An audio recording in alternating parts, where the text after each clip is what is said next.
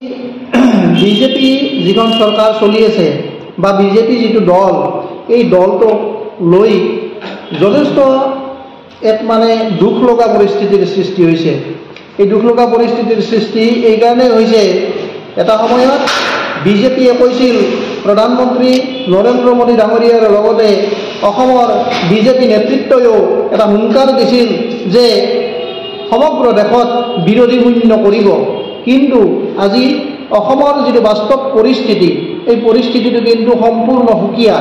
আপোনালোকে যদি ভালকৈ লক্ষ্য কৰে দেখিব, আজিৰ বিজেপি যিটো দল, আজি বিজেপিৰ নেতৃত্বাধীন যিখন চৰকাৰ, এই চৰকাৰখনত বিজেপি কোন?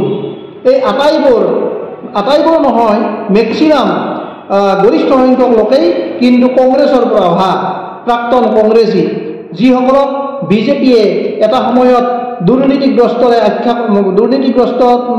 মানুহ বুলি লোক বুলি আখ্যায়িত কৰিছিল, সেইসকলেই কিন্তু আজি বিজেপিত উঠি ৰজা বহি ৰজা হৈ পৰিছে। আপুনি অতি শেহতীয়াকৈ যদি লক্ষ্য কৰে, বিজেপিৰ যি ৰাজনৈতিক প্ৰপাগাণ্ডা, এই প্ৰপাগাণ্ডাত কিন্তু পুৰণি যিখিনি বিজেপি, এই গোটেই বিজেপিখিনিক আঁতৰ কৰি পেলোৱা হৈছে। কেৱল মুখ্যমন্ত্ৰী হিমন্ত বিশ্ব শৰ্মাৰ কথাত হয় হুজুৰ কৰি থকা একাংশইহে টিকট লাভ কৰিবলৈ সক্ষম হৈছে। অতি তাৎপৰ্যপূৰ্ণভাৱে এই লোকসভা নিৰ্বাচনক লৈ নগৰ প্ৰাক্তন সাংসদ ৰাজেন গোহাঁইয়ে মুকলিভাৱেই কৈছে যে নগাঁও সমষ্টি বিজেপিয়ে দখল কৰাটো এক অলিক কল্পনা হ'ব। একেদৰে প্ৰায় মুকলি বিদ্ৰোহ ঘোষণা কৰিছে নলবাৰীৰ প্ৰাক্তন বিধায়ক অশোক শৰ্মায়ো। গতিকে এই কথাটো বিজেপিৰ যিটো পুৰণি কথা আছিল, বিজেপি এতিয়া যিটো কথা কৈ থাকে যে আমি গোটেইখন বিজেপিময় কৰি পেলালোঁ, এইটো কিন্তু এটা চৰম হাঁহিয়াতৰ কথা।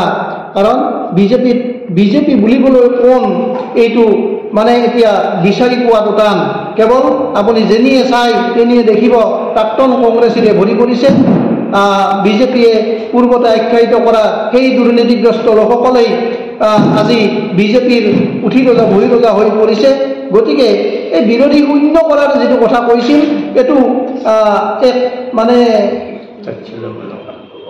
তাৰ প্ৰতি আপোনালোকৰ জৰিয়তে জনাব বিচাৰোঁ যে আগন্তুক লোকসভা নিৰ্বাচনত আমি অতি শক্তিশালীভাৱেই বিৰোধী ঐক্যমঞ্চই হওক অথবা এককভাৱেই হওক, যিভাৱেই নহওক কিয়, আমি অতি শক্তিশালীভাৱে আগন্তুক লোকসভা নিৰ্বাচনৰ লগতে আহিবলগীয়া পঞ্চায়ত নিৰ্বাচন, 2026 বিধানসভা নিৰ্বাচনত অতি শক্তিশালীভাৱেই অৱতীৰ্ণ হ'ম।